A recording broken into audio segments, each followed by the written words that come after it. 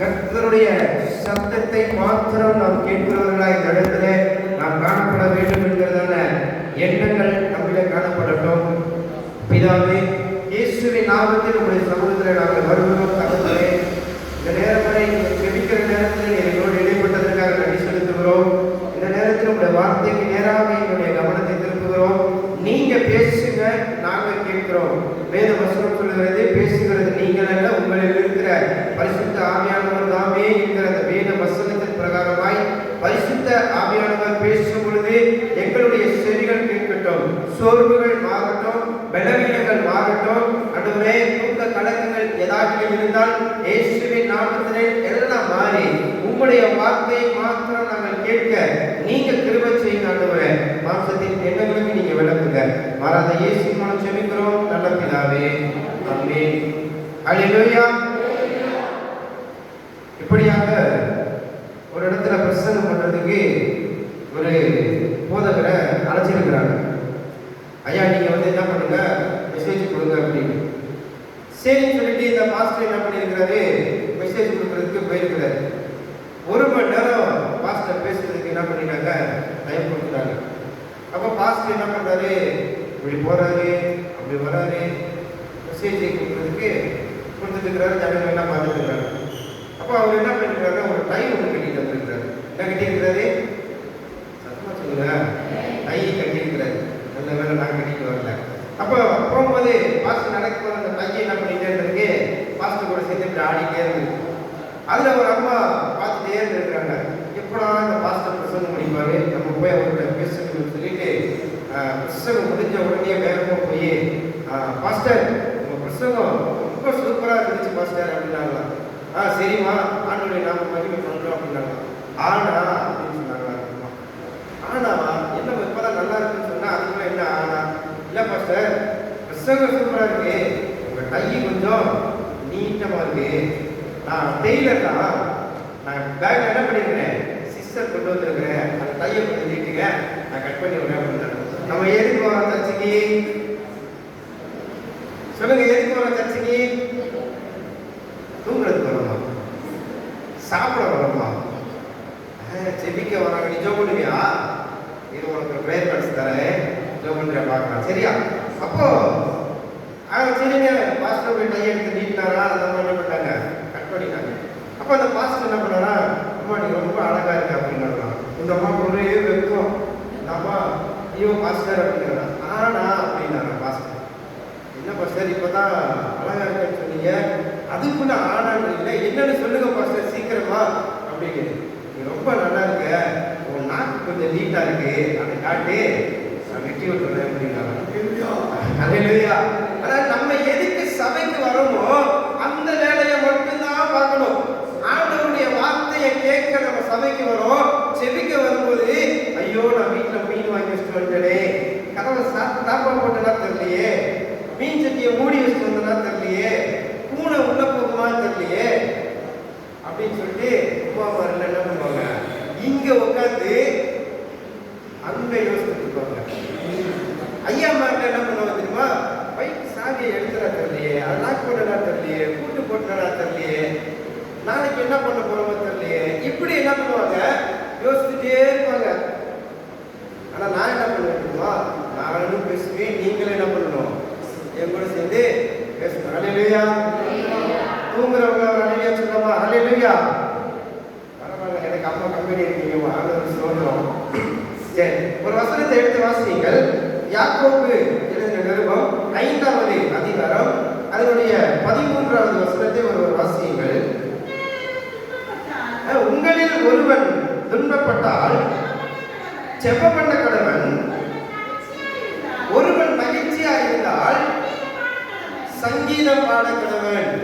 இந்த இடத்துல வேதவசனம் சொல்லுகிறது, வசனம் ஒன்றுதான், ஆனா அந்த வசனத்திலே மறைந்திருக்கிறதான காரியத்தை பார்ப்போம் என்று சொன்னால் 2 விதமான மனிதனை குறித்து இந்த இடத்துல என்ன பண்ணப்பட்டிருக்கிறது, சொல்லப்பட்டிருக்கிறது. ஒரு மனிதன் எப்படி இருக்கிறானா, உங்களில் ஒருவன் துன்பப்பட்டால் ஜெபம் பண்ண கடவன். அப்போ ஒரு மனுஷனோட வாழ்க்கையில துன்பம் இருக்குது. அப்படி துன்பப்படும் போது அவன் என்ன பண்ணணுமா,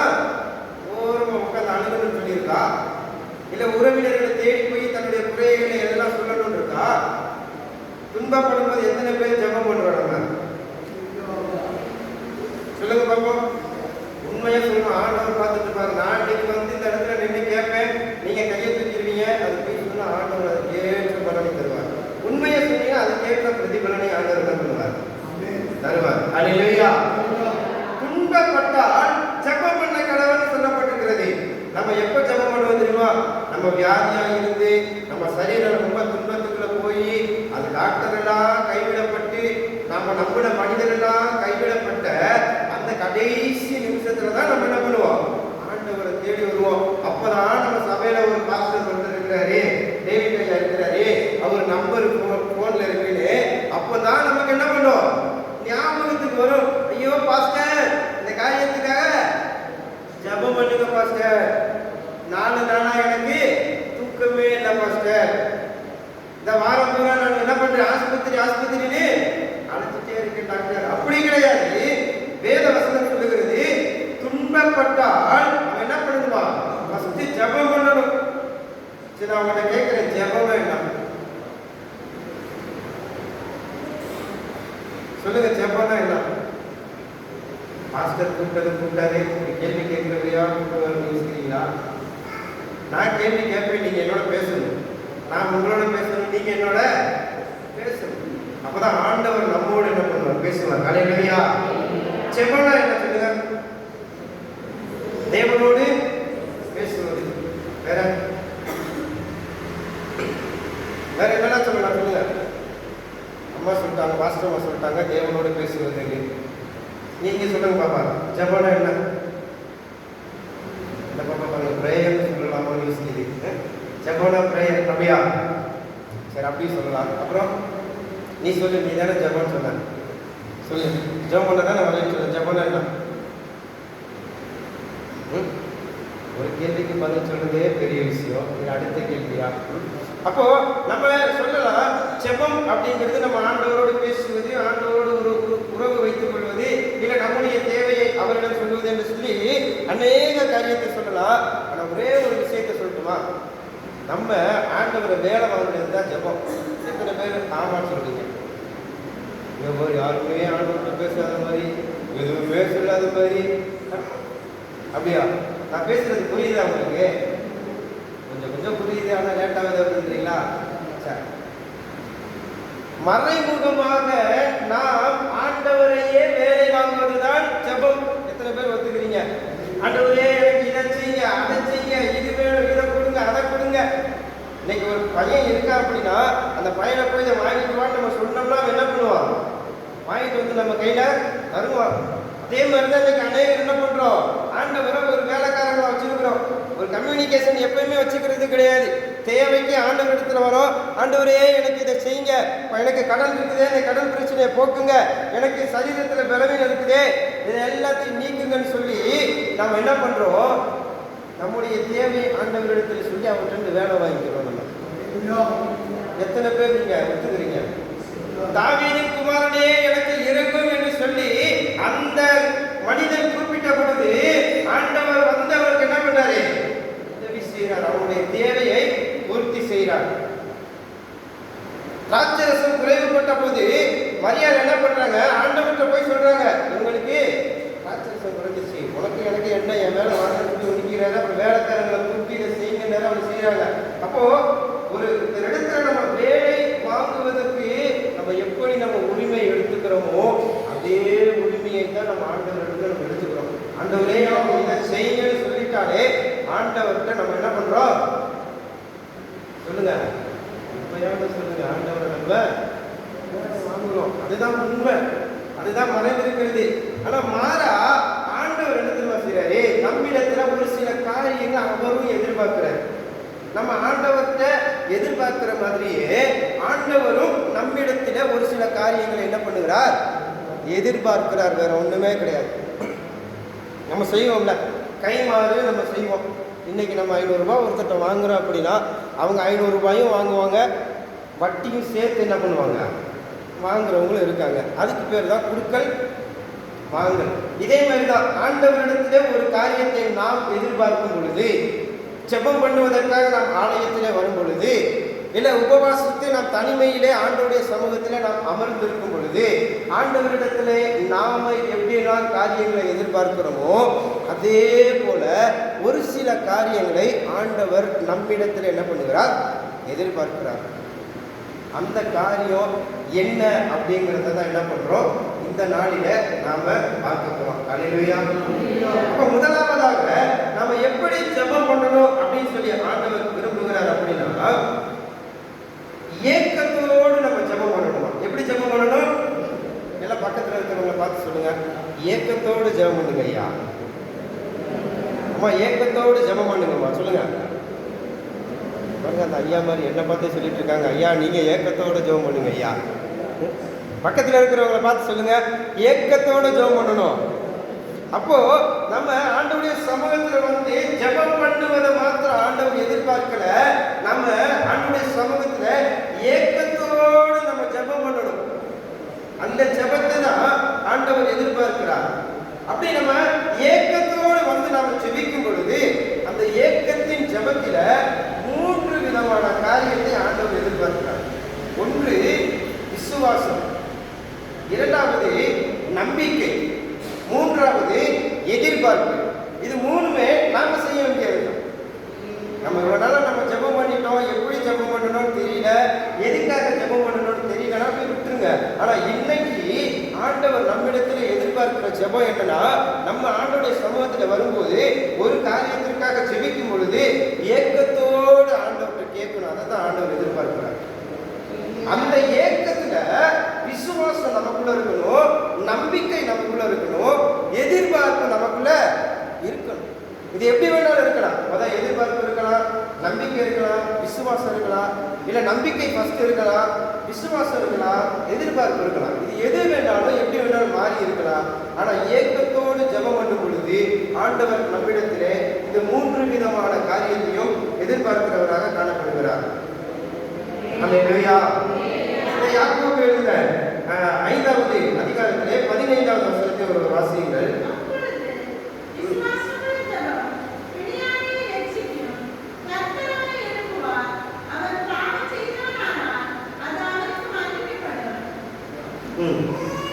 பார்க்கிறோம்.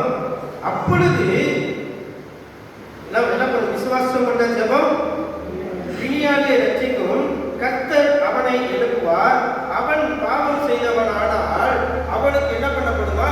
மன்னிக்கப்படும். அப்ப இதுதான் அந்த முதலாவது அந்த விசுவாசம்.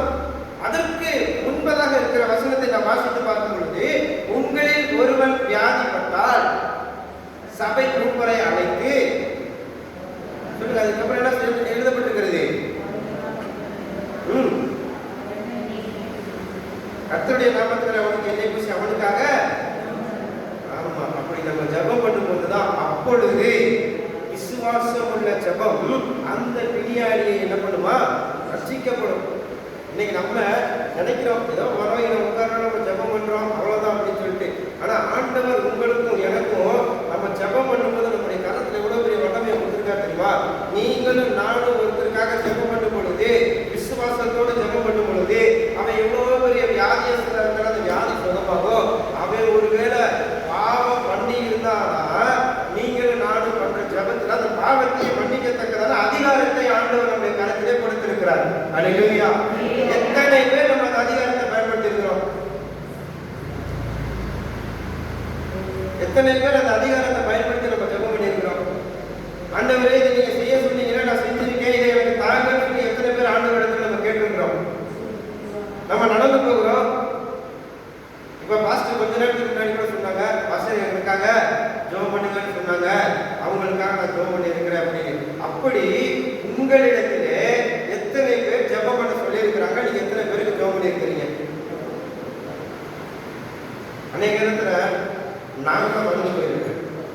எங்களுக்காக ஜெபம் பண்ணுங்கன்னு சொல்லுவாங்க, நம்மளும் சரி சரிட்டு போயிடுவோம். ஆனா அவங்களுக்காக நம்ம என்ன பண்றது கிடையாது, ஜெபம் பண்ணுவது கிடையாது. ஆண்டவர் அந்த காரியத்தையும் பார்த்து கொண்டு இருக்கிறார்.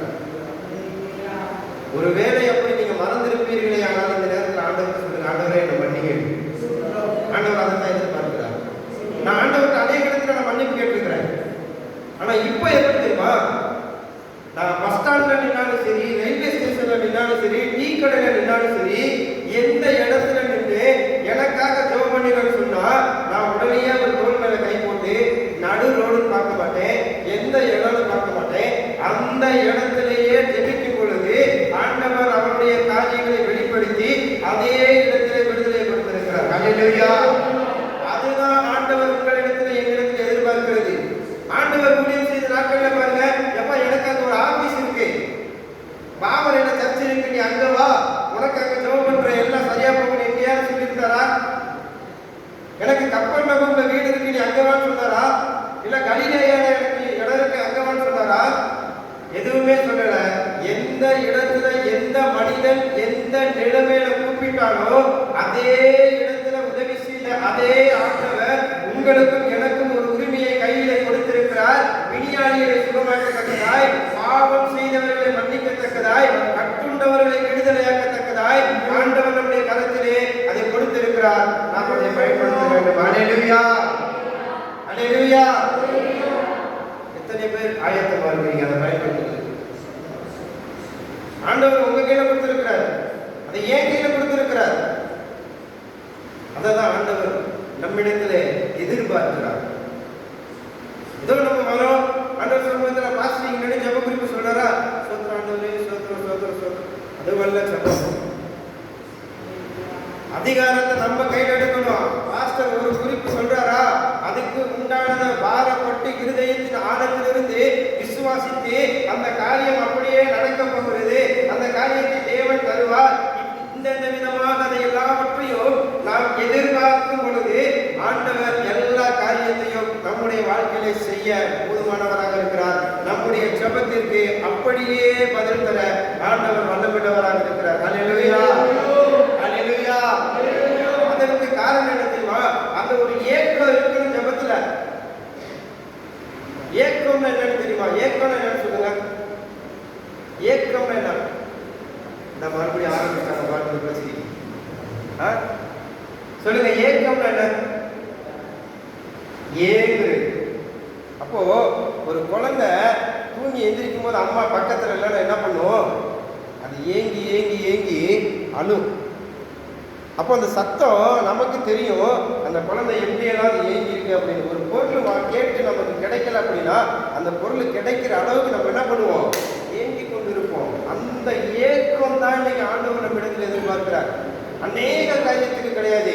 உங்களுக்கு எந்த காரியத்திற்காக இந்த 21 நாள் பாஸ்டிங் பிரேயர்ல நீங்க ஜெபம் பண்ணி ஐயோ இந்த நாள் வரையில எந்த ஒரு அசைவும் இல்லையே, எந்த ஒரு மாற்றமும் இல்லையே சொல்லி யோசிச்சுட்டு நீங்க உட்கார்ந்துருந்தீங்கன்னா இந்த இரவு இந்த நிமிடம் ஆண்டவர் உங்களுக்கு அதை செய்ய வல்லமையுள்ளவராக இருக்கிறார். அல்லேலூயா. ஆண்டவர் நம்ம யோசிப்போம், ஆண்டவர் நமக்கெல்லாம் அந்த அற்புதம் செய்ய மாட்டார் போல அப்படின்னு. அப்படின்னு ஆண்டவர் அதற்கென்று ஒரு நேரத்தை வைத்திருக்கிறார். அல்லேலூயா. எல்லாம் கேட்கிறாங்க, ஆண்டவரே இது இவன் இப்படி பிறந்திருக்கிறது யார் செய்த பாவம்? இவன் செய்த பாவமா இல்ல அவருடைய பெற்றோர்கள் செய்த பாவமானு? ஆனா அந்த இடத்துல ஆண்டவர் சொல்றார், யார் செய்த பாவமும் இல்ல, தேவனுடைய நாமம் மகிமை கொள்ள முடியாது பிறந்திருக்கிறார். அல்லேலூயா. அதே போலதான் 21 நாள் பாஸ்டிங் பிரேயர்ல நாட்கள் நெருங்கிட்டு இன்னைக்கு 18 நாள் 19 நாள் ஆயிடுச்சு, 20ஆம் நாள் ஆக போகுது, 21 ஆக போகுது.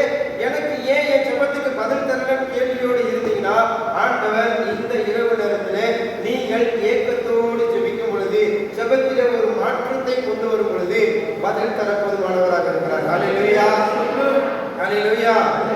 நீங்க தொடர்ந்து ஆண்டவர்கிட்ட கேட்கணும், ஆண்டவரே இந்த காரியத்தை எனக்கு செய்ய, ஆண்டவரே எனக்கு சோர்ந்து போயிடக்கூடாது, இந்த காரியம் கிடைக்கலைன்னு சொல்லி விட்டு விலகி போயிடக்கூடாது.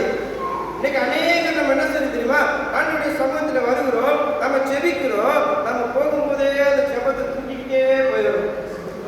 ஆண்டவருக்கு என்ன பண்றது கிடையாது, கொடுக்கிறது கிடையாது. வேதவசனம் சொல்லுகிறது, ஒருவர் பாரத்தை ஒருவர் சுமந்து கொள்ளுங்கள், வருத்தப்பட்டு பாரம் சுமக்கிறவர்களே நீங்கள் எல்லோரும் என்னிடத்தில் வாருங்கள், நான் உங்களுக்கு இளைப்பாறுதல் தருவேன். அந்த பாரத்தோடு ஆண்டவருடைய சமூகத்துல வரும்போது நம்ம திரும்பி போகும்போது எப்படி போகணும்?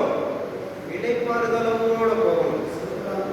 ஒரு அம்மா எப்படிதான் அவங்க வியாபாரம் பண்ணும்போது தலையில ஒரு பெரிய பாரத்தை வச்சுட்டு ஒரு கூடையை வச்சுட்டு என்ன பண்றாங்க, நடந்து போயிட்டே இருக்கிறாங்க. அது இந்த ஊர்ல இருந்து ஒரு பக்கத்து ஊருக்கு போற தூரம்னு வச்சுக்கோங்க. அப்படி அந்த அம்மா பெரிய பாரத்தோடு போய்கிட்டே இருக்கும்போது ஒரு மாட்டு வண்டி அந்த பக்கமாக போகும்போது அந்த மாட்டு வண்டி ஓட்டிட்டு போகிறவர் பார்க்குறாரு அந்த அம்மாவை. ஐயோ பாவம், இந்த அம்மா வயசானவங்க இருக்காங்க, இந்த அம்மா வேற தலையில் பாரமாக வச்சுட்டு போகுது, நம்ம வண்டி சும்மா தானே போகுது, அந்த பக்கம் போய் அந்த அம்மாவை இறக்கி விட்டுருவோம்னு சொல்லிட்டு அவர் என்ன பண்ணாரு, அந்த அம்மாவை கூப்பிட்டு, அம்மா நீ இந்த வண்டியில் உட்காந்துக்க, போகிற பக்கம் நான் அவனை இறக்கி விட்டு போகிறேன் அப்படின்றாங்க. சரின்னு சொல்லி இந்த அம்மாவும் அந்த வண்டியில் ஏறி உட்காந்துட்டே போகிறாங்க. அப்புறம் பார்த்தா கொஞ்சம் நேரத்தில் அந்த அம்மா என்ன பண்ணிட்டு இருக்காங்க, அது எப்படி அந்த மூச்சு விட்டுட்டே இருக்கிறாங்க. அப்போ இவர் என்ன பண்ணாரா, மாட்டு வண்டியை ஸ்லோ பண்ணிட்டு இந்த அம்மா பின்னாடி திரும்பி வந்துருக்கிறாரு. இந்த அம்மா என்ன பண்ணாங்க, அந்த கூடையை கீழே இறக்கி வைக்காம தலையில வச்சுக்கிட்டே அந்த வண்டியில் என்ன பண்ணிருக்காங்க, ஏறி உட்கார்ந்து இருக்கிறாங்க. இன்னைக்கு நம்ம அப்படித்தான், நம்ம வர்றோம், செபம் பண்றோம், போகும்போதே அந்த செபக்கறிப்பு பூராத்தையும் அள்ளி கொண்டு வர ஹேண்ட்பேக்ல போட்டுட்டு என்ன பண்ணிடுறோம், நம்ம போயிடுறோம். இன்னைக்கு ஆண்டவர் அதை எதிர்பார்க்கல, என்கிட்ட வந்து என் சமூகத்தில் அதை வச்சுட்டா அது என்ன பண்ணு, அப்படியே எங்க கொடுத்துட்டு போயிரு, அது பதிலா உன் பக்கம் என்ன பண்ணு திரும்பி வரும். மத்தேயு எழுதின சுவிசேஷம் 15வது அதிகாரம் 22வது வசனத்திலிருந்து நாம் வாசிக்கும் பொழுது அங்கே ஒரு அம்மாவை குறித்து சொல்லப்பட்டிருக்கிறது. மத்தேயு 15:22 வாசிங்க.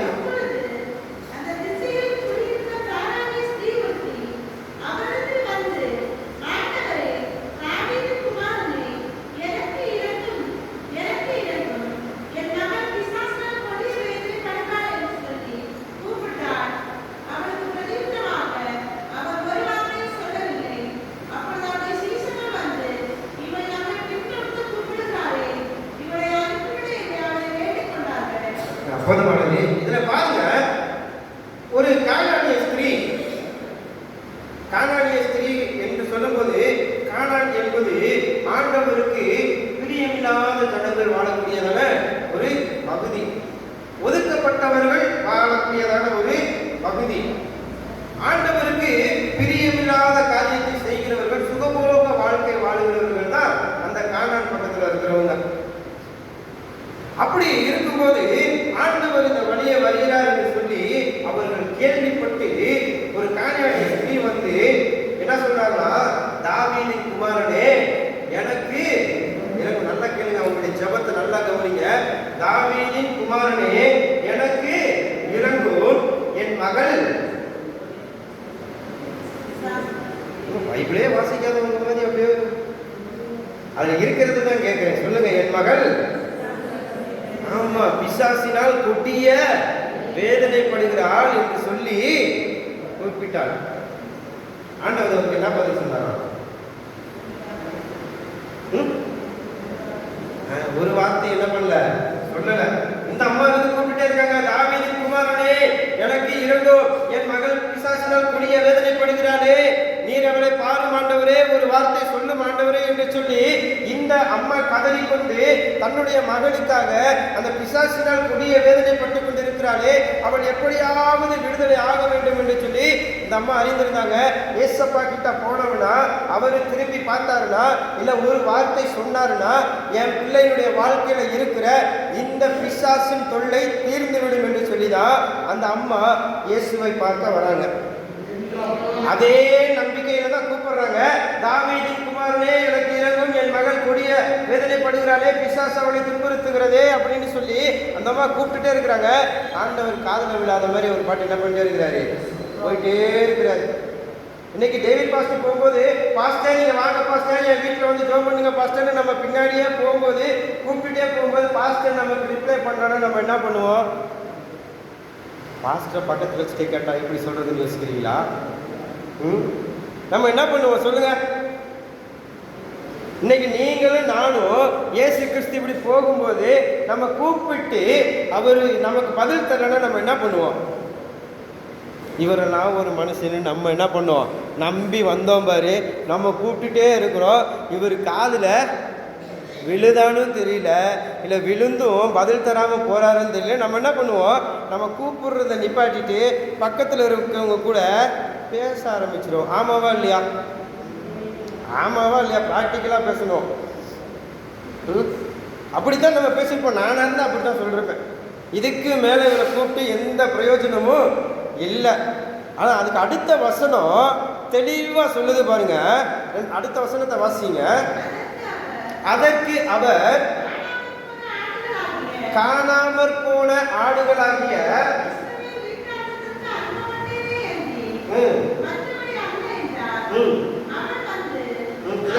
போதுமானது. அந்த 23வது வசனம் சொல்கிறது, அவர் பிரதியுத்தரமாக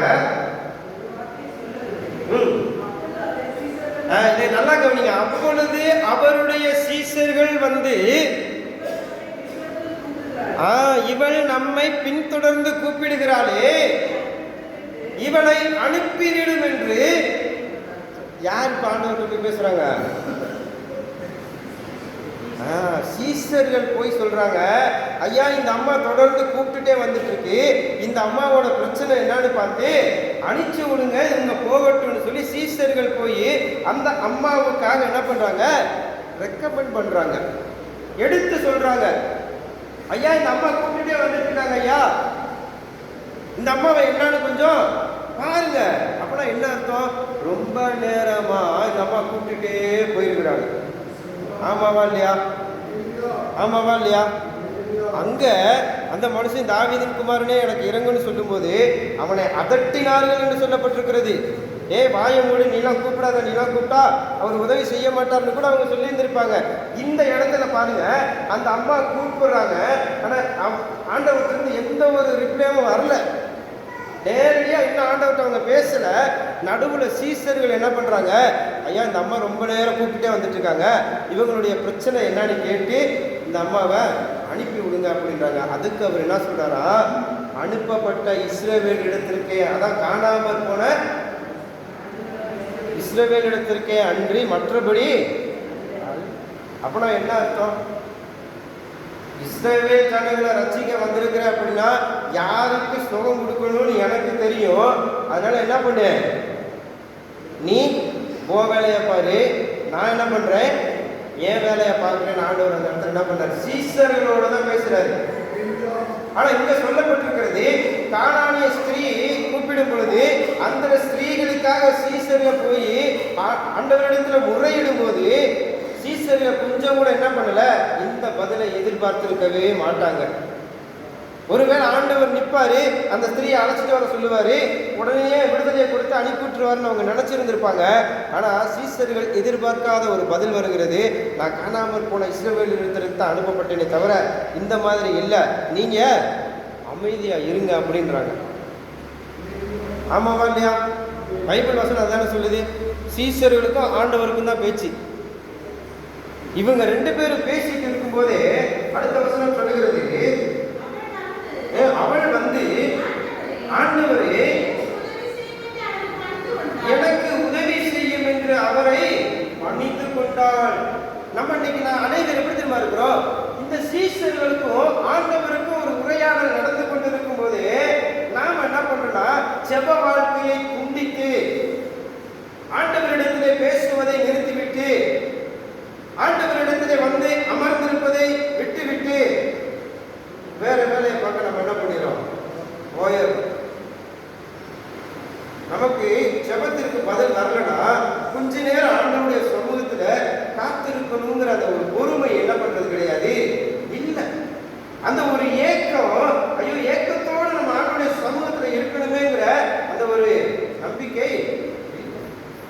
இந்த அம்மாவுக்கு தெரியும், எப்படியாவது நான் இயேசு கிறிஸ்து பக்கத்துல போயிட்டேனா என் மகளுக்கு எப்படியாவது விடுதலையை வாங்கிடுவேன்ற ஒரு விசுவாசத்தோட தான் நம்ம என்ன பண்றாங்க, வராங்க. ஒரு எதிர்பார்ப்போட கிளம்பி வராங்க, நம்பிக்கையோட பின்தொடர்றாங்க.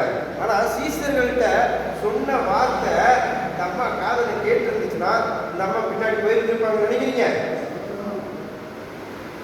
போயிருந்திருப்பாங்களா? கண்டிப்பா அந்த அம்மா போயிருந்திருப்பாங்க. அந்த அம்மா முன்னாடி வந்து என்ன சொல்றாங்களா, ஆண்டவரே எனக்கு உதவி செய்யும். இப்போதான் சீஷர்கள் விளங்கிட்டாங்க, ஆண்டவருக்கும் அந்த அம்மாவுக்கும் ஒரு நேரடி தொடர்பு கிடைக்குது. நேரடி ஆண்டவர்கிட்ட சொல்றாங்க, ஆண்டவரே எனக்கு உதவி செய்யுங்க ஆண்டவரே. இவ்வளவு நேரம் கூப்பிட்டு வந்தாங்க, இவ்வளவு நேரம் கூப்பிட்டு வந்தாங்க. ஆனாலும் அவள் வந்து சொல்ற, ஆண்டவரே எனக்கு உதவி செய்யும் என்று அவளை பணிந்து கொண்டால் அவர் அவளை நோக்கி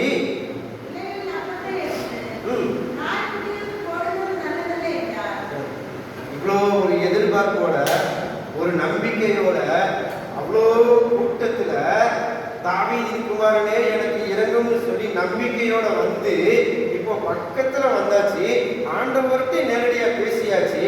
ஆனா ஆண்டவர் வாயில திரும்பி வரக்கூடிய பிள்ளைகளின் அப்பத்தை எடுத்து நாய்க்குட்டிகளுக்கு போடுகிறது நல்லது அல்ல. இன்னைக்கு யோசித்து பாருங்க, இந்த வார்த்தைய இந்த இடத்துல நின்று நான் உங்கள்கிட்ட சொன்னா நீங்க என்ன பண்ணுவீங்க? நேரம் அமைதியா உட்காந்து கேட்பீங்க. கையில நோட்டு கிடைக்குத பேனா கிடைக்குத தூக்கி நம்ம ரொம்ப பக்கத்தில் வச்சிருக்கிறாங்க. அதனால பக்குவமாக தான் என்ன பண்ண வேண்டியது இருக்கு, பேச வேண்டியதா இருக்குது. அப்ப பாருங்க, இந்த அம்மா நேரடியா போய் ஆண்டவர்கிட்ட கேட்கும் போது ஐயோ இந்த பிள்ளைகளின் அப்பத்தை எடுத்து நாய்க்குட்டிகளுக்கு போடுவது நல்லது அல்ல. அப்போ இந்த இடத்துல அந்த நாய்க்குட்டின்றது யாரை குறிப்பிச்சு சொல்லுங்க? அந்த கானான் ஜனங்களை குறித்தது மொத்தமா. நான் இஸ்ரவேல் ஜனத்துக்கு தான் வந்திருக்கிறேன்.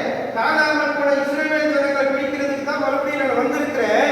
அப்படி நான் என் பிள்ளைகளுக்கு கொடுக்கறதை எடுத்து இந்த மாதிரி ஆட்கள் கையில நான் என்ன பண்ண மாட்டேன், கொடுக்க மாட்டேன். இங்க இருக்கிற ஆசீர்வாதத்தை எடுத்து இந்த பக்கம் நான் என்ன பண்ண மாட்டேன், கொடுக்க மாட்டேன். ஆனா வேத வசனம் சொல்லுகிறது, வருத்தப்பட்டு பாரம் சுமக்கிற இஸ்ரவேலே என்னிடத்தில் வாருங்கள் நான் சொல்லியிருக்கு. சொல்லுங்க. அந்த வசனத்தை உறுதிப்படுத்ததான் ஆண்டவர் இந்த கானானிய ஸ்திரியை இந்த இடத்துல என்ன பண்றாரு, வைக்கிறார். வருத்தப்பட்டு பாரம் சுமக்கிறவர்களே நீங்கள் எல்லோரும் என்னிடத்தில் வாருங்க. நீங்க பணக்கார ஏழை அது இது அப்படி இப்படி நீங்க படிச்சவே படிக்கல, கலர் வெள்ளை சிகப்பு கருப்பு எதையுமே ஆண்டவர் பார்க்கறது இல்ல. யாருக்கெல்லாம் வருத்தம் இருக்குதோ அவங்க எல்லாம் என் இடத்துல வாங்க, நான் உங்களுக்கு இளைப்பாறுதல் தருவேன். இந்த அம்மா ஒரு இளைப்பாறுதல் இல்லாதபடிக்கு தான் பிள்ளையோட வாழ்க்கையை குறித்து பிசாசு அவளை கொடுமை பண்ணுதே, வேதனைப்படுத்துதே அப்படின்னு சொல்லி எப்படியாவது விடுதலை வாங்கணும்னு சொல்லி அங்க போய் நின்னா ஆண்டவர் ஒரே வார்த்தையில முடிச்சுட்டாரு, பிள்ளைகளின் அப்பத்தை எடுத்து நாய்க்குட்டிகளுக்கு போடுகிறது நல்லதல்ல, அதை நான் போட மாட்டேன். பிள்ளைகளுக்கு உண்டான ஆசீர்வாதம் பிள்ளைகளுக்கு தான், ஒதுக்கப்பட்டதை தான் அந்த இடத்துல ஆண்டவர் சொல்கிறார். நாயை நம்ம எங்க வச்சிருக்கோம்? நாயை நம்ம எங்க வச்சிருக்கோம் சொல்லுங்க? இன்னைக்கு தான் பல லட்சம் ரூபாய் கொடுத்து அதுக்கு ஒரு பெட்டு வாங்கி ஒரு வீட்டுக்கு போறேன். ஆல்பர்ட் இங்க வா, பாஸ்டர் வந்திருக்காரு சோத்திரம் சொல்ல அப்படின்னாங்க. நான் என்ன பண்ணேன், உட்காந்துட்டு ஆல்பர்ட் வருவான் வந்து உட்காந்துட்டு இருக்கேன். ஒருத்த வேகமா வரான், ஆளாட்டுறான், இப்படியே தலையாட்டுறான். பாஸ்டர் சோத்திரம் சொல்றான், சோத்திரம் சொல்லுங்க அப்படின்னா. ஐயோ ஆல்பர்ட்டை கூட்ட, எங்கே ஆல்பர்ட்? இவன் தான் ஆல்பர்ட். ஆடா ஆவி, அங்க போல ஜானி இங்க வா, பாஸ்டருக்கு டீ எடுத்துட்டு வாங்குறாங்க. ஒருவேளை ஜானி வாயில கட்டிட்டு வருமா, வாயில கூட வச்சிருப்பாங்க. நான் யோசிச்சுட்டு இருக்கேன், அவங்க பொண்ணு டீ எடுத்துட்டு வரும். பொண்ணுக்கு பேரு ஜானி, இங்க வீட்டுல இருக்கிற நாய்க்கு பேர் என்னது? ஆல்பர்ட். ஆல்பர்ட் பெட்ல கிடக்குறான். அவனுக்கு ஒரு ரூமு, அவனுக்கு ஏசி. ஆனா அன்னைக்கு அப்படியே இருந்தது, ஒதுக்கி வைக்கப்பட்டது. அது கீழே தான். பண்டிக்கு முன்னாடி என்ன பண்ணக்கூடாது, முத்தை கொண்டு போய் போடக்கூடாது. அதுக்கு தெரியாது அது முத்தா என்னன்ட்டு. கண்ணுக்கு மினுமினு இருந்தா தூக்கி என்ன பண்ணிட்டே இருக்கும், முட்டை தள்ளிட்டே இருக்கும், அவ்வளவுதான். ஆனா ஆண்டவர் இந்த இடத்துல சொல்லுகிறது அதுதான், ஒதுக்கப்பட்டவங்களுக்கு ஒதுக்கப்பட்ட இடத்துல இருக்கிறது தான் நல்லது. ஏன் அப்படின்னா தேவைக்காக தேடி வரும், அதுக்கப்புறம் என்ன பண்ண மாட்டாங்க, தேடி வர மாட்டாங்க. ஆண்டவருக்கு தெரிஞ்சிருந்தது. இங்கே பிள்ளைகளுக்குரிய அந்த ஆசீர்வாதத்தை எடுத்து அந்த ஆசீர்வாதத்தை நான் என்ன பண்ண மாட்டேன், ஓங்கிட்ட கொடுக்க மாட்டேன் அப்படின்னு. அதுக்கு அடுத்த வசனத்தை நல்லா கவனமா வாசிங்க.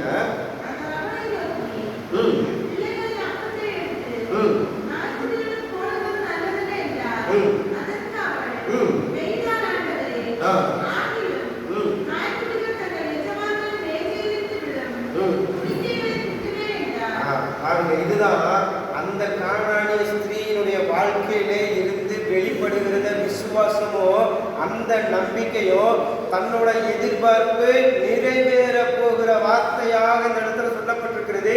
நீங்க சொல்றது எல்லாம் உண்மைதான் ஆண்டவரே. அந்த நாய்க்குட்டிகளுக்கு கொடுக்கிற அந்த அப்பம் எனக்கு வேண்டாம், அந்த அந்த மேஜையிலிருந்து விழுகுதே ஒரு சிறு துணிக்கை, அது போதும் ஆண்டவரே. முழு ஆசீர்வாதம் இல்லைனாலும் பரவாயில்ல, உங்களுடைய முழு வார்த்தையும் வரலனாலும் பரவாயில்ல, ஒரே ஒரு வார்த்தை, அந்த வார்த்தையில் இருக்கிற ஒரு சின்ன பொங்கல் அந்த ஓரம் கிடைச்சா போதும் ஆண்டவரே, என் மகன் சுத்தமாயிரும் ஆண்டவரே. இன்னைக்கு எத்தனை பேர் ஆண்டவருக்கு நம்ம கேட்க போறோம்? இன்னைக்கு நல்லா யோசித்து பாருங்க.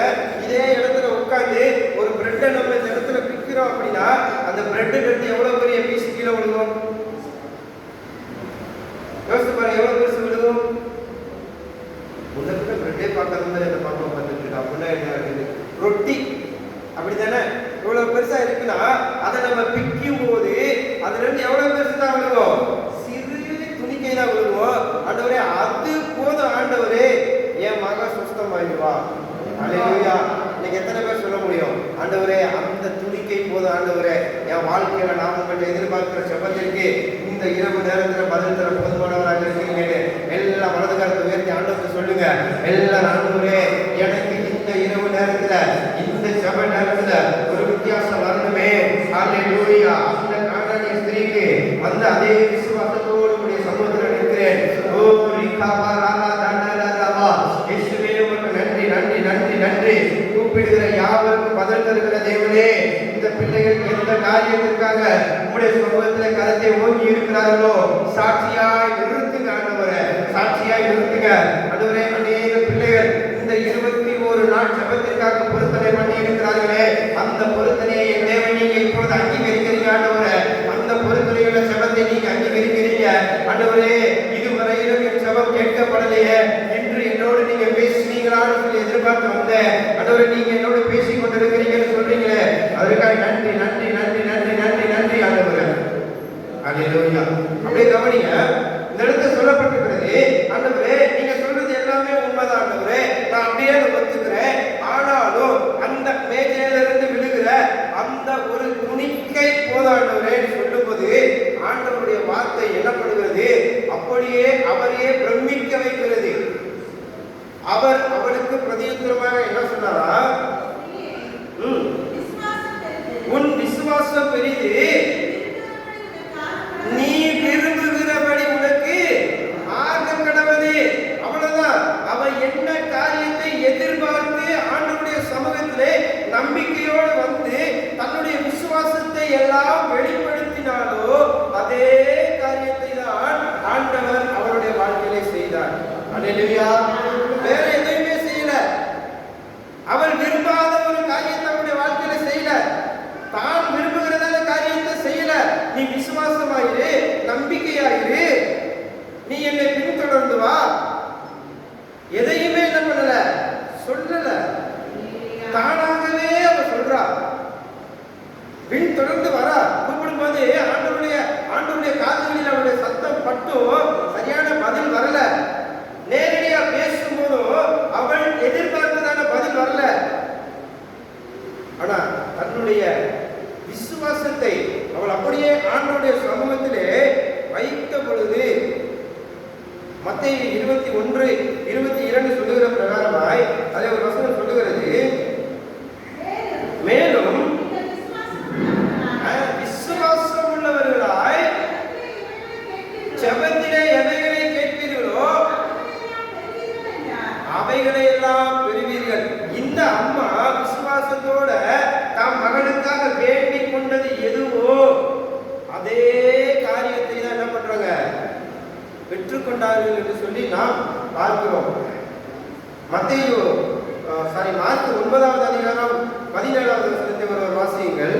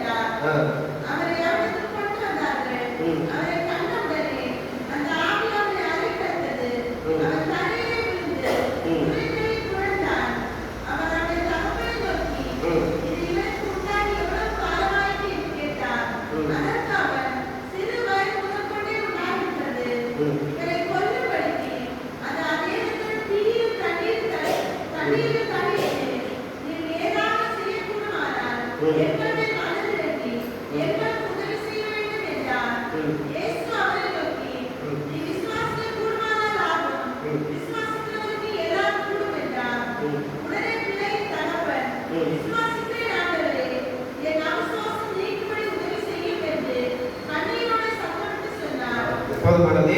இதில் பார்க்கிறோம், இங்கே ஒரு தகப்பன் அதே போல தன்னுடைய மகனுக்காக ஆண்டவரிடத்திலே வருவதை நம்மால் பார்க்க முடிகிறது. நேரம் சுருக்கமாக இருக்கிறதுனால சீக்கிரமா சொல்றேன், நல்லா கவனிச்சுக்கங்க.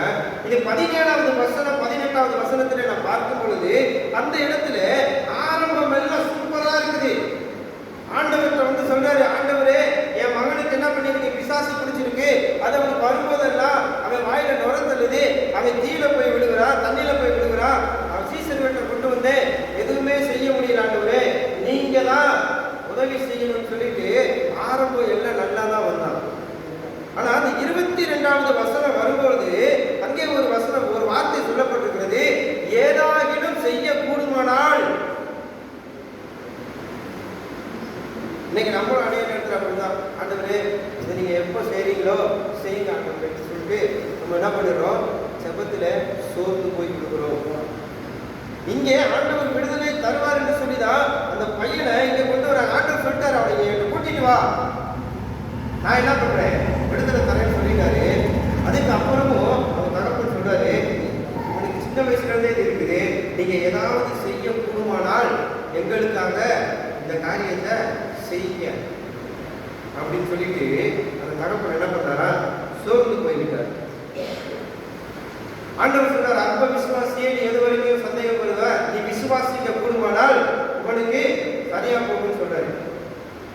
அப்போ அவன் வாழ்க்கையில அந்த ஒரு வார்த்தை வித்தியாசமா வரும் பாருங்க. 24வது வசனம் சொல்லுகிறது, உடனே பிள்ளையின் தகப்பன் விசுவாசிக்கிறேன் ஆண்டவரே, என் அவிசுவாசம் நீங்கும்படி செய்யும். இன்னைக்கு ஆண்டவர் சொல்லுங்க, ஆண்டவரே ஒருவேளை எனக்குள்ள அவிசுவாசம் இருக்கும் அப்படின்னா அந்த அவிசுவாசம் என்னை விட்டு நீங்கட்டும்னு சொல்லுங்க. அதுதான் ஜெபத்துக்கு தடையா இருக்குன்னா அந்த காரியம் என்னை விட்டு நீங்கட்டும்னு சொல்லுங்க. பிள்ளைக்கு எங்க வீட்டுல காரியம் சரியாகல அப்படின்னா உங்களுக்குள்ள அவிசுவாசம் இருக்கா, அதை எடுத்து என்ன பண்ணுங்க, தூர போடுங்க. ஆண்டவர் நீங்க எந்த சமயத்துல அந்த அவிசுவாசத்தை நீங்க தூக்கி போடுறீங்களோ, விசுவாசத்தை உங்களுக்குள் வர வைத்து உங்கள் பிள்ளைகளுடைய வாழ்க்கையிலே அற்புதத்தை செய்ய போதுமானவராக இருக்கிறார். அல்லேலூயா. ஒருவேளை பிள்ளைகளுடைய வாழ்க்கையிலே அவிசுவாசம் இருக்குமேயானால் அந்த அவிசுவாசத்தை நீங்கள் எடுத்து போடும் பொழுது பெற்றோருடைய வாழ்க்கையிலே ஒரு பெரிய மாற்றத்தை கொண்டு வர போதுமானவராக இருக்கிறார். அல்லேலூயா. சத்தத்தை காணா. ஆமென். அப்போ முதலாவதாக நம்ம எப்படி ஜெபிக்கணும்னு ஆண்டவர் விரும்புகிறார், ஊக்கத்தோடு என்ன பண்ணணும், ஜெபிக்கணும். ஏக்கத்தோடு என்ன பண்ணணும், ஜெபிக்கணும். அந்த ஜெபத்துல என்னென்ன இருக்கணும்,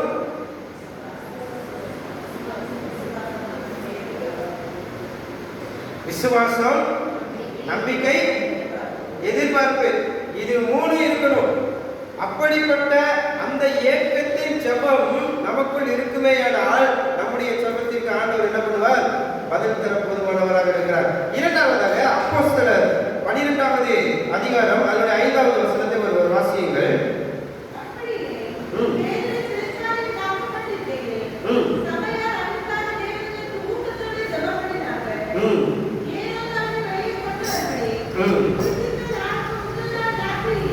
போதுமானது. இந்த இடத்துல பார்க்கிறோம், இரண்டாவதாக ஊக்கத்தோடு நம்ம என்ன பண்ணணும், ஜெபம் பண்ணணும். எல்லாம் பக்கத்துல இருக்கிறவங்கள கையை பிடிச்சு சொல்லுங்க, ஊக்கத்தோடு ஜெபம் பண்ணணும். ஐயோ பாப்பா இந்த பாப்பா எழுதிக்கிட்டே இருக்குது, கை பிடிக்கிறது ஆள் இல்லை அப்படின்னு சொல்லிட்டு முத ஏக்கத்தோடு ஜெபம் பண்ணணும். ரெண்டாவது என்ன பண்ணணும், தூங்குறவங்கள அலையிலே சொன்னாமா, அலையிலையா பரவாயில்ல. இப்படித்தான் ஒரு இடத்துல பிரசங்கம் பண்ணிட்டு இருக்கும்போது திடீர்னு பரணம் போறவங்க எந்திரிச்சு நின்றுங்க அப்படின்னு டக்க டக்க டக்கு என்ன பண்ணிட்டாங்க, எல்லாமே எந்திரிச்சு நின்றுட்டாங்க. ஒரு அம்மா எந்திரிச்சு சுத்தி பார்த்துட்டு ஐயோ எல்லாம் நிற்கிறாங்க, ஒருவேளை கட்சி முடிஞ்சிச்சு போன அந்த அம்மா என்ன பண்ணிட்டாங்க, எந்திரிச்சு நின்றுட்டாங்க. ஏன்னா நம்ம என்ன பண்ணிட்டு இருக்காங்க, தூங்கிட்டு இருக்காங்க. இன்னும் கொஞ்ச நேரம் கழிச்சு மெதுவாக சொன்னேன், அந்த அம்மா தூங்குறாங்க, எனக்கு நல்லா தெரிஞ்சிச்சு. பார்த்துட்டே சொன்னேன், நரகத்துக்கு போறவங்க எல்லாம் அப்படின்னு சொல்லிட்டு எழுந்திரிங்க அப்படின்னு. அம்மா அந்த அம்மா எழுந்திரிங்க காதல் எடுத்து என்ன பண்ணிட்டாங்க, அந்த அம்மா மட்டும் எந்திரிச்சு நின்ட்டாங்க, மீதி எல்லாம் உட்காந்துட்டாங்க. அதனால என்ன பண்ணணும், கவனமா இருக்கணும். அதனால முதல்ல நம்ம எப்படி ஜெபம் பண்ணணும், ஏக்கத்தோடு ஜெபம் பண்ணணும். ரெண்டாவது ஊக்கத்தோடு என்ன பண்ணணும்,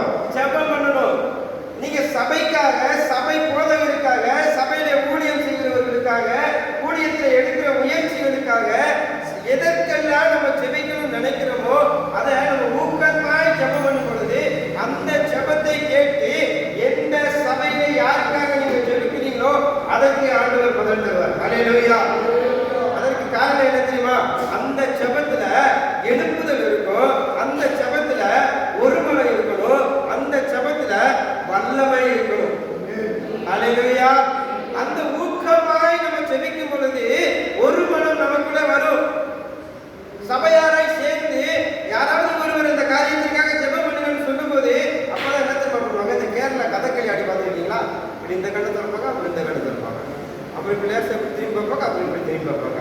இந்த கையை வச்சு நீ பண்றீங்களா? ஆமாவா இல்லையா? அதுக்கு பேர் ஊக்கத்தோடு ஜெபம் இல்ல. ஜெபம் சொல்லி முடிச்ச உடனே என்ன பண்ணணும்? ஆரம்பிக்கணும். 10 சத்தம் வரணும். நீ நிப்பாட்டியா, நான் நிப்பாட்டலையா, நிப்பாட்டலையா ட்ரெயின் பெட்டி மாதிரி என்ன பண்ணணும்? போய் ஆமீன் போட்டு முடிக்கணும். கொடைக்கானல்ல ஒரு சபை இருக்கு. அந்த சபையில வேற ஒருத்தர் பாஸ்டா இருந்தார். அந்த டைம்ல நான் அங்க அசிஸ்டன்ட் பாஸ்டா இருந்தேன். அப்ப அங்க போகும்போது ஜெபம்னு சொன்னோம்னா இதே மாதிரி தான் கதை கையாடுவாங்க. இது திரும்ப லேசா பார்ப்பாங்க, திரும்பி லேசா பார்ப்பாங்க, அதுக்கப்புறம் அப்படிம்பாங்க, அப்புறம் இப்படிம்பாங்க. யாரும் என்ன பண்ண மாட்டாங்க? ஜெபம் பண்ண மாட்டாங்க. நான் ஜெபமே பண்றதில்லை சபையில. பாஸ்டர் ஜெபம் எனக்கு பண்ண தெரியாது. நானே பிரேயர் பாயிண்ட்ஸ் கொடுத்து, நானே ஜெபம் பண்ணி, நானே ஆத்மாவை கர்த்தர் ஸ்தோத்திரை போட்டு போறதுக்கு எதுக்கு நீங்களாம் சர்ச்சுக்கு வரணும்? வேணாம். உபவாச ஜெபம் வேணாம். வெள்ளிக்கிழமை 10 மணி வேண்டாம். சனிக்கிழமை வேண்டாம். எதுக்கு? செம்மையா கோபப்பட்டு அவங்ககிட்ட ஒரு வாரம் ஜெபத்தையே நிறுத்திட்டேன். இல்லை பாஸ்டர் நாங்கள் ஜெபம் பண்றோம். அதுக்கு அடுத்த வாரம் நான் என் ஒய்ஃப்ட கேட்டு பாருங்க தெரியும். ஜெபம்னு சொன்னா சின்னதுல இருந்து பெருசு வரைக்கும் வாய வரும். ஹல்லேலூயா. யார் நிப்பாட்டுறாங்கன்னு தான் போட்டியாகும். சோத்திர ஆண்டவரே இயேசுவின் நாமத்தினால அங்க அப்பதான் சத்தம் உயரும், அங்க அப்பதான் வால்யூம் கூடும், இங்க ஒருத்தருக்கு மாஸ்டர் வால்யூம் கூடும், இங்க ஒருத்தருக்கு ட்ரிபிள் கூடும். நான் எதையுமே கண்டுக்க மாட்டேன். ஜெபம் தானே. ஆண்டவர் ஒருத்தர் சத்தத்துக்கு பதில் கொடுக்கறத விட 10 சத்தத்துக்கு பதில் கொடுக்கணுமே. ஹல்லேலூயா. அதுதான் ஒருமனம். அந்த ஒருமனம் இருக்கும் பொழுது அங்கே வல்லமை கிரியை செய்யும்.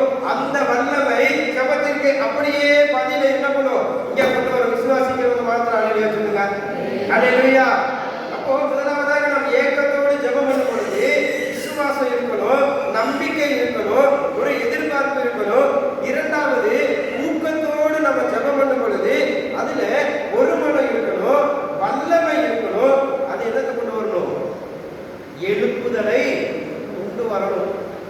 அப்படி இருக்கிறது தான் ஆண்டவர் இந்த நாளில் என்ன பண்ணுகிறார்? எதிர்பார்க்கிறார். மூன்றாவதாக ஒரு வசனத்தை வாசியுங்கள். யாக்கோபு 5ஆம் அதிகாரம் 17, 18 வசனத்தை வாசியுங்கள்.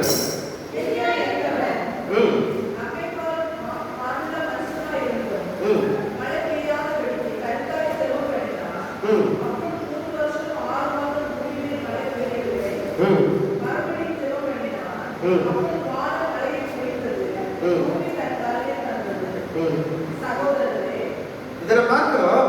அப்போ மூன்றாவதாக நம்முடைய ஜெபம் எப்படி இருக்கணும் அப்படின்னா ஒரு நோக்கத்தோடு இருக்கணும்.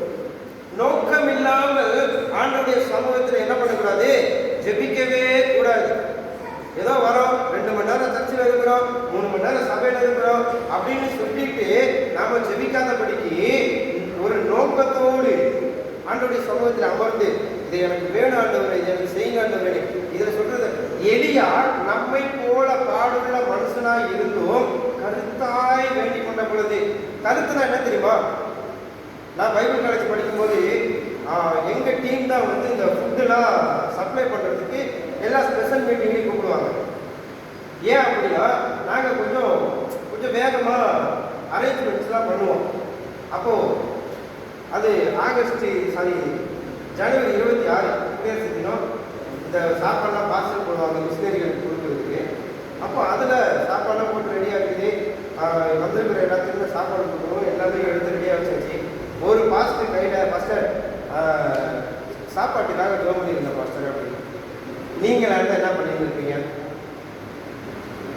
எத்தனை பேருக்கு சோறு சாப்பிட்றதுக்கு முன்னாடி ஜெபம் பண்ணுற பழக்கம் இருக்கு?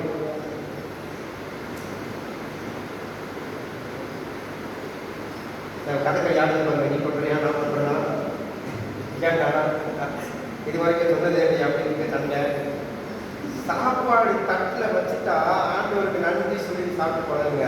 ஆண்டவர் அந்த ருசியில பதார்த்தம் பார்க்குவாங்க. ஹல்லேலூயா. அம்மா ஜெபம் பண்ணுங்க, குறை சொல்லக்கூடாது, சொல்லிக்கிட்டே நீங்க சமைங்க, நிச்சயம் அந்த ருசியில பதார்த்தமா இருக்கும். ஹல்லேலூயா. அங்க அந்த பாஸ்டர் என்ன பண்ணாங்க தெரியுமா? ஸ்தோத்திரம் ஆண்டவரே, நன்றி செலுத்துகிறோம். இந்திய தேச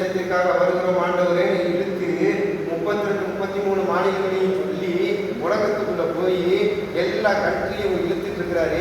இங்க பாஸ்டவங்களுக்கெல்லாம் சுகரு தட்டை கையில் எடுத்துருக்கிறாங்க. அதை என்ன பண்ணுது, கையில் நிக்கிற தட்டை கிடு கிடு கிடு கிடு கிடுன்னு இங்கிட்டு சுற்றி அங்கே சுற்றி பார்த்து முதல் ரவுண்டு சாப்பாடு போட்டு முடிஞ்சிருச்சு.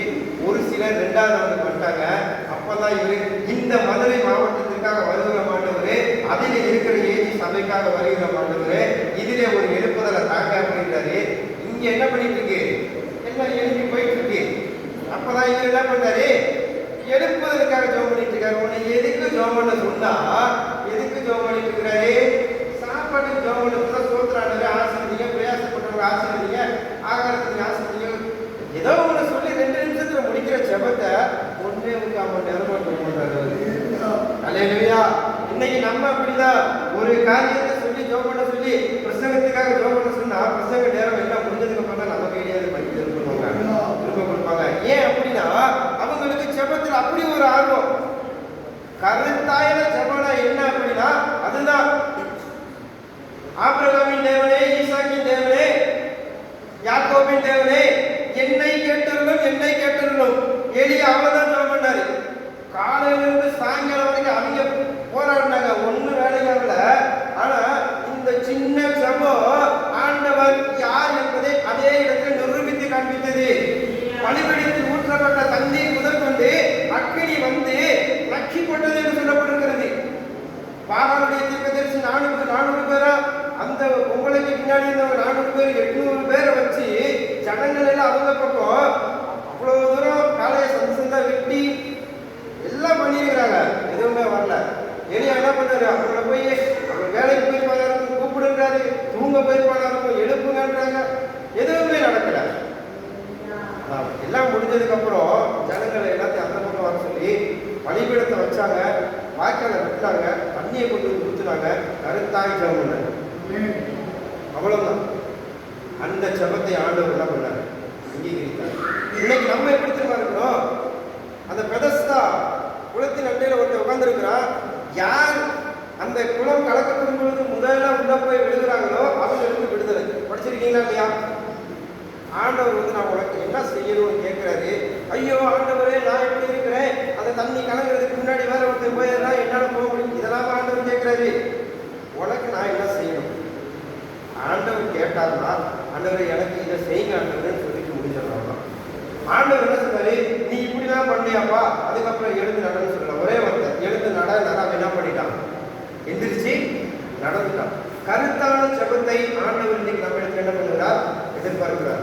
அப்போ இன்னைக்கு நாம எப்படி ஜெபம் பண்ணணும்னு ஆண்டவர் இருக்கிறார்னா, முதலாவது ஏக்கத்தோடு நம்ம ஜெபிக்கணும், 2வது ஊக்கத்தோடு நம்ம ஜெபிக்கணும், 3வது ஒரு நோக்கத்தோடு நம்ம ஜெபிக்கும் பொழுது ஆண்டவர் அந்த ஜெபத்திற்கு பதில் தர போதுமானவராக இருக்கிறார். நம்ம எல்லாரும் இருக்கிற இடங்களில் கண்களை நாம் ஜெபிக்கலாமா? ஒரு விஷயம். Hallelujah. Thank you Jesus. Thank you Lord. Thank you Lord. Thank you Lord. முடிந்தவர்கள் முதல் படிக்கிட்டு எழுந்து நிற்கிற ஹல்லேலூயா. இயேசுவே உமக்கு நன்றி செலுத்துகிறோம் ஆண்டவரே. தேவனே உமக்கு நன்றி செலுத்துகிறோம், நன்றி செலுத்துகிறோம், நன்றி செலுத்துகிறோம் ஆண்டவரே. நீர் அதிசயங்களை அற்புதங்களை செய்கிற தேவன் ஆண்டவரே. இந்த நாளில கர்த்தாவே எங்களுடைய ஜெபத்தில் ஒரு வித்தியாசம் வேண்டும் என்று சொல்லி நீங்க எதிர்பார்த்திருக்கிறீங்க ஆண்டவரே. எங்களுடைய ஜெபத்தில ஆண்டவரே இந்த நாளில ஒரு வித்தியாசம் உண்டாகத்தக்கதாய் என் தேவன் நீங்க இந்த இடத்துல கிரியை செய்யும்படியாய் நாங்கள் ஜெபிக்கிறோம் ஆண்டவரே. வந்திருக்கிற உங்களுடைய பிள்ளைகள் ஒவ்வொரு பிள்ளைகளையும் என் தேவன் நீங்க கண்ணோக்கி பாருங்க ஆண்டவரே. நீங்க கண்ணோக்கி பாருங்க, கண்ணோக்கி பாருங்க, கண்ணோக்கி பாருங்க ஆண்டவரே. இந்த பிள்ளைகளுடைய வாழ்க்கையில ஒரு பெரிய வித்தியாசத்தை காண என் தேவன் நீங்க கிருபை செய்யுங்க ஆண்டவரே. கிருபை செய்யுங்க, கிருபை செய்யுங்க, கிருபை செய்யுங்க ஆண்டவரே. இந்த நாளிலே நாங்கள்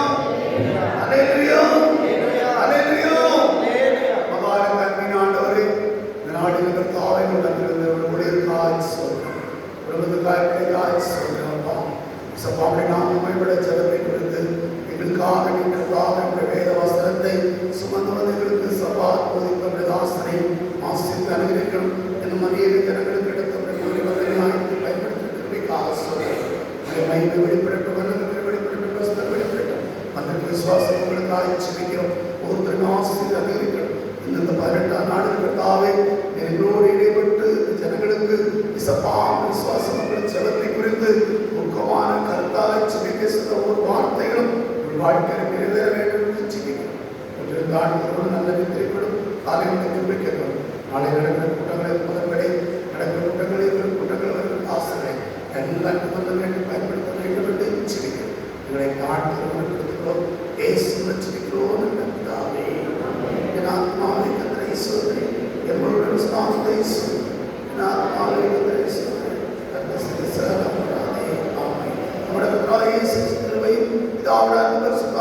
சமாதானம் வந்திருக்கக்கூடிய குடும்பங்களும் சபை மக்களும் விசுவாச மக்களும் சகல பரிசுத்தவான்களும் ஈடு சதாபாரமாக இருப்பதாக.